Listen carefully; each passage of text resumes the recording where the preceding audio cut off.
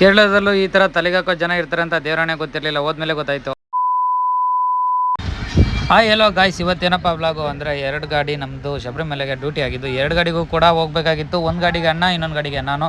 ಅಲ್ಲಿಂದ ಹೊರಡೋಣ ಅಂತ ಹೊರಟ್ವಿಗುರು. ಅಲ್ಲಿಂದ ಹೊರಟಾದ್ಮೇಲೆ ವಾಸು ಅಷ್ಟೊತ್ತಿಗೆ ಡ್ಯೂಟಿ ಮುಗಿಸ್ಕೊಂಬಂದು ಅವನಿಗೂ ಒಂದು ಅಂತ ಹೇಳ್ಬಿಟ್ಟು ಅವ್ರ ಫ್ರೆಂಡ್ಸ್ ಎಲ್ಲ ಬಂದಿದ್ರು. ಅವ್ರಿಗೂ ಹೇಳಿ ಅಣ್ಣ ಕಾಯ್ತಾ ಇತ್ತು, ಹೊರಡಬೇಕಾಗಿತ್ತು.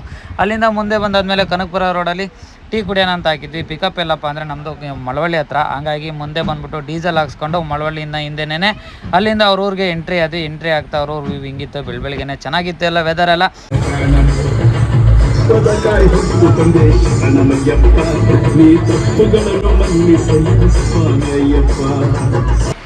ಅಲ್ಲಿಂದ ಮುಂದೆ ಬಂದು ರೇಷನ್ ಎಲ್ಲ ಹಾಕೋಣಕ್ಕೆ ಸ್ಟಾರ್ಟ್ ಮಾಡಿದ್ವಿ. ಡಿಕ್ಕಿಗೆ ಅವರೆಲ್ಲ ರೇಷನ್ ಹಾಕಂತೀವಿ ಅಂದರು. ಹೋಗಿ ಟೀ ಕುಡ್ಕೊಂಬರೋದ್ರಿಂದ ಹೊತ್ತಿಗೆ ನಾವು ಹೋದ್ವಿ ಟೀ ಕುಡ್ಕೊಂಬರೋದಕ್ಕೆ.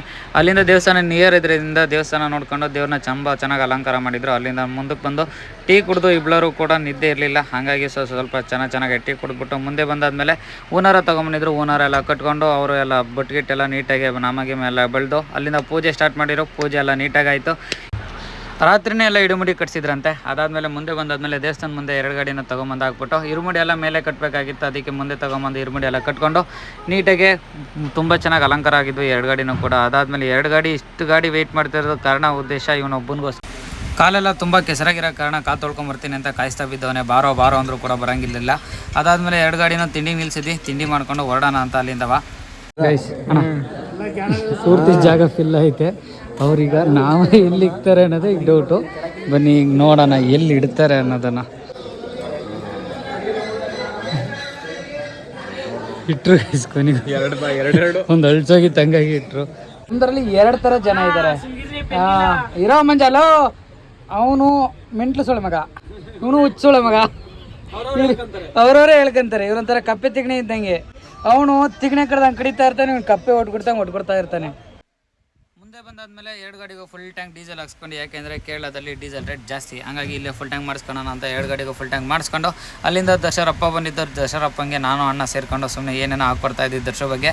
ಪಾಪ ಹಂಗೆಲ್ಲ ಏನಿಲ್ಲ, ಒಳ್ಳೆ ಹುಡುಗ ಗಾಯ್ಸ್. ಅದಾದಮೇಲೆ ಮುಂದೆ ಬಂದಾದಮೇಲೆ ಫಾರೆಸ್ಟು ಚೆಕ್ ಪೋಸ್ಟಿಂದ ಒಳಗಡೆ ಬಂದಾದಮೇಲೆ ಫಾರೆಸ್ಟಲ್ಲಿ ಅದೇನೋ ಸುಲ್ತಾನ್ ಬತ್ತೇರಿ ರೋಡಲ್ಲಿ ಬರೋದೇ ಒಂದು ಮಜಾ. ಗಾಡಿಗಳು ತೊಗೊಂಡು ಬತ್ತೇರಿ ಸಿಟಿ ಎಂಟ್ರಿ ಆಗ್ತಿದ್ದ ತಕ್ಷಣ ಅಲ್ಲೂ ಕೇರಳ ಕೂಡ ಬ್ಯೂಟಿಫುಲ್ ಒಳ್ಳೆ ಪ್ಲೇಸು, ಸಖತ್ತಾಗಿರುತ್ತೆ ಕೇರಳ ನೋಡೋಕೆ. ನನಗೆ ಮಾತ್ರ ಕೆಲಿಗೇಟಲ್ಲಿ ಇಳಿಸ್ತಾ ಇರ್ಬೇಕಾದ್ರೆ ನಮ್ಮ ಗಾಡಿ ನೋಡಿ ಏನು ಮಸ್ತಾಗಿ ಕಾಣುತ್ತೆ. ಅಣ್ಣ ಓಡಿಸ್ತಾ ಇರೋದು ಅದೊಂಥರ ಗಾಡಿ ಮಜಾನೇ ಬೇರೆ. ಲೈಲ್ಯಾಂಡು ನಮ್ಮ ಈಚರ್ ಥರ ಅಲ್ಲ. ಲೈಟಿಂಗ್ಸ್ ಆಗಿರ್ಬೋದು, ಅದು ಹೋಗೋ ಸ್ಟೈಲ್ ಆಗಿರ್ಬೋದು, ಅದು ನೆಕ್ಸ್ಟ್ ಲೆವೆಲು. ಅಲ್ಲಿಂದ ಗುರುವಾಯೂರಿಗೂ ತೋರಿಸ್ಬೇಕಾಗಿತ್ತು. ಹಂಗಾಗಿ ಲೇಟ್ ಆಗಿತ್ತು ಅಂತ ಹೇಳ್ಬಿಟ್ಟು ಫಾಸ್ಟಾಗಿ ಹೋದ್ವಿ. ಗುರುವಾಯೂರು ಎಲ್ಲ ತೋರಿಸ್ಕೊಳೋದಕ್ಕೆ ನೈಟ್ ನಿದ್ದೆ ನೀಟಾಗಿ ಮಾಡಲಿಲ್ಲ ಕಾರಣ ವೀಡಿಯೋ ಯಾವುದೂ ಮಾಡ್ಕೊಂಡಿರಲಿಲ್ಲ.